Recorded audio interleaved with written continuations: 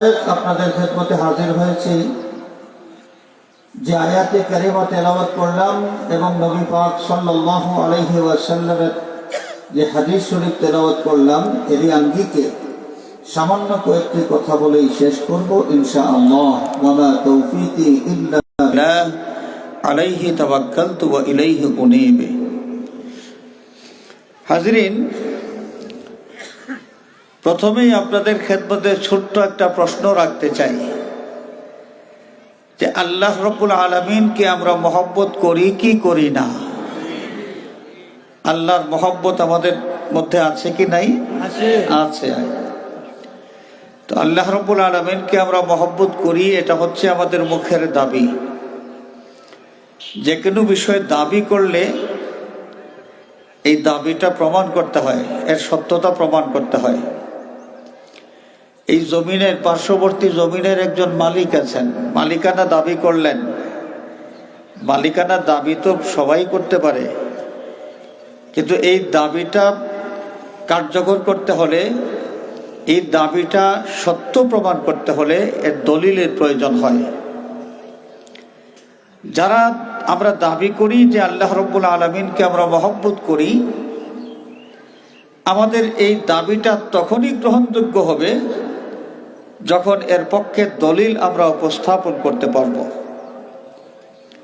আল্লাহ সুবহানাহু ওয়া তাআলা কোরআনে পাকে এই আয়াতে কারিমা, যে আয়াতে কারিমা আপনাদের সামনে আমি তেলাওয়াত করেছি, এই আয়াতে কারিমার মাধ্যমে আল্লাহর মহব্বতের দাবি সত্য প্রমাণ করার কি দলিল, সেই দলিলটা আমাদের সামনে উপস্থাপন করেছেন।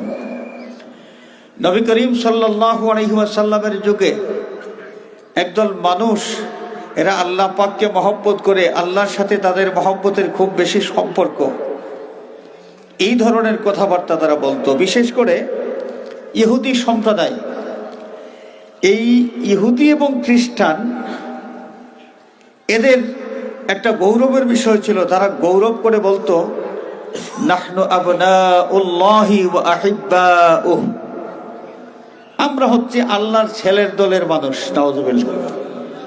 নাহনু আবনাউল্লাহি ওয়া আহিব্বাউহু, আল্লাহর মহব্বত আছে আমাদের সাথে। ইসলামের নবী যা বলতেছেন যে তার কথা যদি আমরা না মানি, তার দাওয়াত কবুল না করি, তাহলে আখেরাতে জাহান্নামের আগুনে জ্বলতে হবে। অসুবিধা নাই, জাহান্নামে যদি আমরা যাইও বেশি দিন থাকতে হবে না। আমরা আল্লাহর ছেলের দলের মানুষ, আল্লাহ পাক মহব্বত করে আমাদেরকে এই জাহান্নাম থেকে বের করে দেবেন, বেশি দিন আমরা জাহান্নামে থাকা লাগবে না। এই যে তাদের দাবি, আল্লাহর মহব্বত তাদের মধ্যে এবং তাদের প্রতি আল্লাহর মহব্বত, এই কথাগুলো তারা বলে একদম মাঠ গরম করে দিয়েছিল।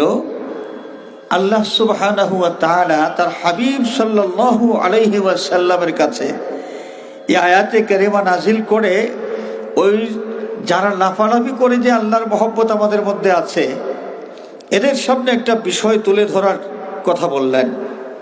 আল্লাহ পাক ইরশাদ ফরমান, কুল ইন কুনতুম তুহিব্বুনাল্লাহা ফাত্তাবিউনি ইউহিব্বুকুমুল্লাহু ওয়া ইয়াগফির লাকুম যুনুবাকুম। আমার বন্ধু, আপনি এদেরকে বলে দেন যে যদি তোমরা সত্যি সত্যি আল্লাহ পাককে মহব্বত করে থাকো, ফাত্তাবিউনি, তাহলে তোমাদের মহব্বতের পক্ষের দলিল লাগবে। আর সেই দলিলটা হচ্ছে তোমরা আমার আনুগত্য করো, আমার অনুসরণ করে চলো।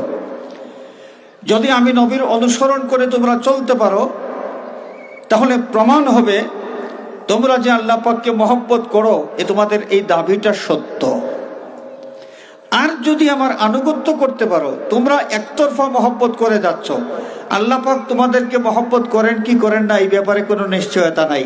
তোমরা শুনে রাখো, আমার আনুগত্য তোমরা যদি করতে পারো, তাহলে একদিক থেকে তোমরা আল্লাহকে মহব্বত করো, এই দাবিটা তোমাদের সত্য হিসেবে প্রমাণিত হবে এবং আল্লাহ রাব্বুল আলামিনের পক্ষ থেকে তোমাদের মহব্বতের রিপ্লাই তোমরা পেয়ে যাবে। আল্লাহ পাকও তোমাদেরকে মহব্বত করবেন, এবং শুধু মহব্বত নয়, বোনাস তোমাদেরকে দেবেন। বোনাস কি দেবেন? ওয়াগফির লাকুম যুনুবাকুম, তোমাদের জীবনের ইতিপূর্বের যত গুনাহ আছে সমস্ত গুনাহগুলো আল্লাহ পাক মাফ করে দেবেন। সুবহানাল্লাহ। তাহলে আমরা কি বুঝলাম?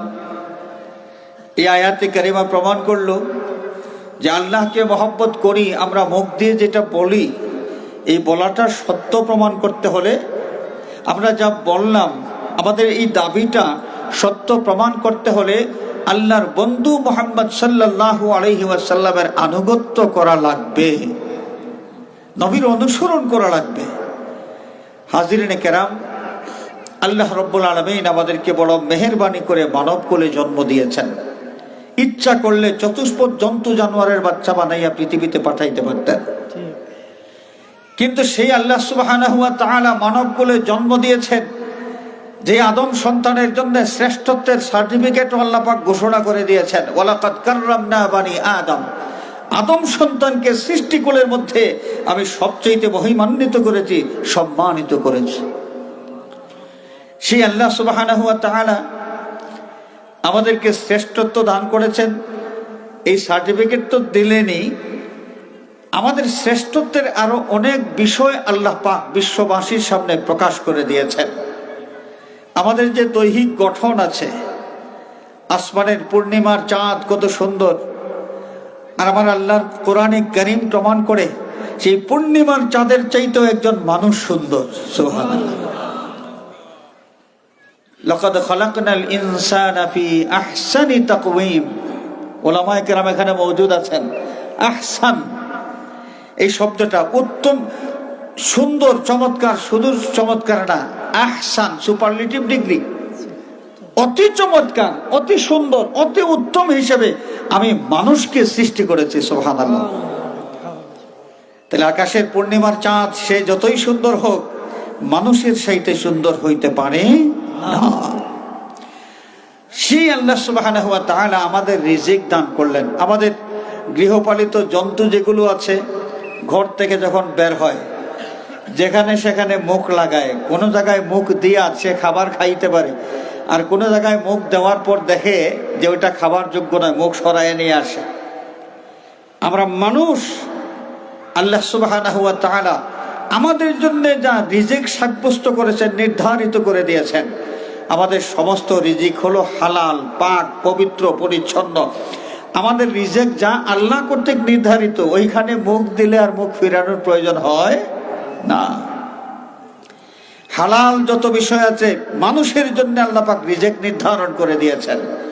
হারাম কিছু মানুষের রিজিক হইতে পারে না, হারাম কিছু মানুষের রিজিক হইতে পারে না। ওয়ারাযাকনাহুম মিনাত তাইয়্যিবাত, আল্লাহ সুবহানাহু ওয়া তাআলা কালামে পাকের মাধ্যমে জানিয়ে দিয়েছেন যে আদম সন্তানকে আমি মহিমান্বিত করেছি, সৃষ্টিকুলের মধ্যে সবচাইতে বেশি সম্মানিত করেছি। এই আদম সন্তানের জন্য রিজিক আমি হালাল, পাক, পবিত্র সমস্ত বস্তু নির্ধারণ করে দিয়েছি। সুতরাং হারাম যা আছে, হারাম কিছু মানুষের রিজিক হইতে পারে না। আপনারা বলুন, সুদ খাওয়া হালাল না হারাম? হারাম। এর আগে একটা বিষয় আমাদের জানা দরকার, রিজিক কাকে বলে। আমরা অনেকেই ধারণা করতে পারি যে আমরা যা খাওয়া দাওয়া করি এগুলোই মনে হয় রিজিক।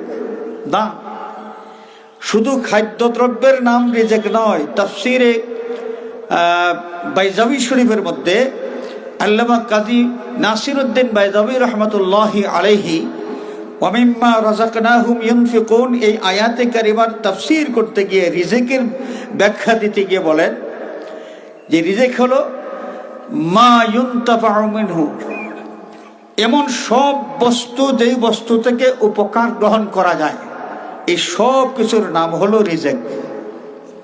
যেমন আমাদের কাপড়, আমরা কাপড় পরি, এই কাপড় পরার মাধ্যমে আমরা কাপড় থেকে উপকার লাভ করি, এটা এই কাপড়টা হচ্ছে একটা রিজিক। আমাদের ফসলের জমিন থেকে উৎপাদিত শস্য যেমন রিজিক, এই জমিনটাও আমাদের জন্য রিজিক। আমাদের গাছ বৃক্ষ থেকে আমরা ফল লাভ করি, সেই ফল আমরা খাওয়া দাওয়া করি। ফলটা যেভাবে রিজেক্ট, ফলের গাছ যেটা সেটাও রিজেক্ট।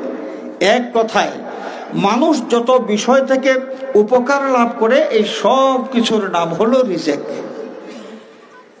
এখন এই যে হারাম যা কিছু আছে, যত বস্তু আছে, খাদ্যদ্রব্য হোক আর ব্যবহার করার উপযোগী যে কোনো বস্তু হোক, হালাল যেটা আছে এটা মানুষের রিজেক্ট। হারাম যা আছে আল্লাহ রাব্বুল আলামিন বলেন যে হারাম যেটা, এটা মানুষের জন্য আমি তৈরি করে নেই, আমি তৈরি করেছি, আমি সৃষ্টি করেছি, কিন্তু মানুষের জন্য নয়। মানুষ এটা গ্রহণ করতে পারে না। সুদ খাওয়া হালাল না হারাম? সুদ খাওয়া যদি হারাম হয়, তাহলে যে লোকটা সুদ খাইলো সে মানুষ হইয়া অমানুষের রিজেক্ট খাইলো, মানুষ হইয়া অমানুষের রিজেক্ট খাইলো। ঘুষ খাওয়া হালাল না হারাম? হারাম। কোনো মানুষ যদি ঘুষ খায়, তাহলে মানুষ হইয়া অমানুষের রিজেক্ট সে ভোগ করলো।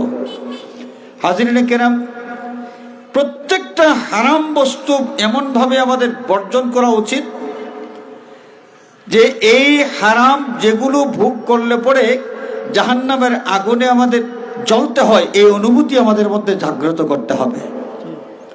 হাজরিনে কেরাম, সাইয়্যিদুনা হযরতে আবু বকর সিদ্দিক রাদিয়াল্লাহু তাআলা আনহু যখন খলিফাতুল মুসলিমিন,